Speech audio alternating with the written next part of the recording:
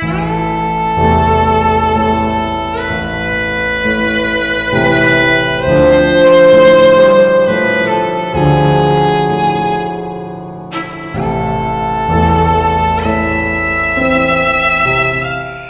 തലമുറകൾ ആഘോഷിക്കുന്ന താരനക്ഷത്രം.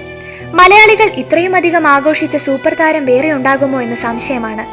1974 ശാപമോക്ഷം എന്ന ചിത്രത്തിലൂടെ അഭിനയ രംഗത്തെത്തിയ ജയൻ വെറും 6 വർഷം കൊണ്ട് ഒരു തമിഴ് ചിത്രം ഉൾപ്പെടെ 116ഓളം ചിത്രത്തിൽ നായകനായി വേഷമിട്ടു.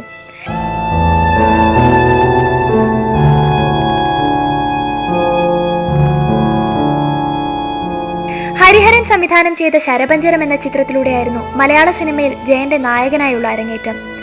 നായകനായി അഭിനയിച്ച 90% ചിത്രങ്ങളും ഹിറ്റുകളും സൂപ്പർ ഹിറ്റുകളുമായിരുന്നു. IV ശശിയുടെ സംവിധാനത്തിൽ പുറത്തിറങ്ങിയ അങ്ങാടി എന്ന സിനിമയിലൂടെ ഏറെ ജനപ്രീതിയുള്ള നടനായി തീർന്നു ജയൻ.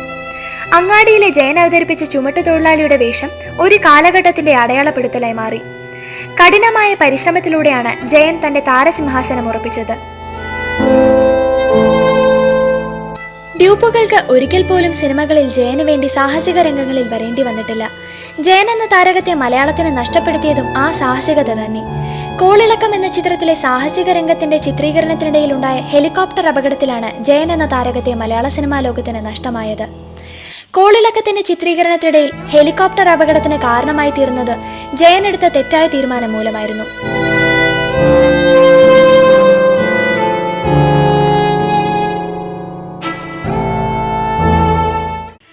സംവിധായകൻ ആദ്യമെടുത്ത ഷോട്ടിൽ തൃപ്തനായിരുന്നുവെങ്കിലും ജയൻ അതിൽ ഒട്ടും തൃപ്തി ഉണ്ടായില്ല. ജയന്റെ നിർബന്ധപ്രകാരം വീണ്ടും ഹെലികോപ്റ്റർ സീൻ ചിത്രീകരിക്കുകയായിരുന്നു. അതിനിടയിലുണ്ടായ അപകടം ജയൻ എന്ന താരനക്ഷത്രത്തെ തന്നെ ഇല്ലാതാക്കി.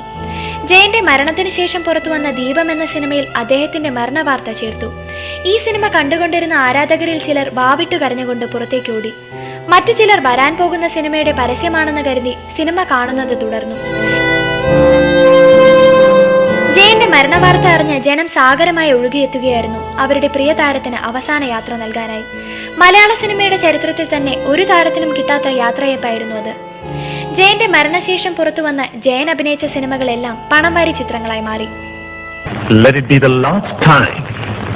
If you dare to say that word once more, I'll pull out your bloody tongue.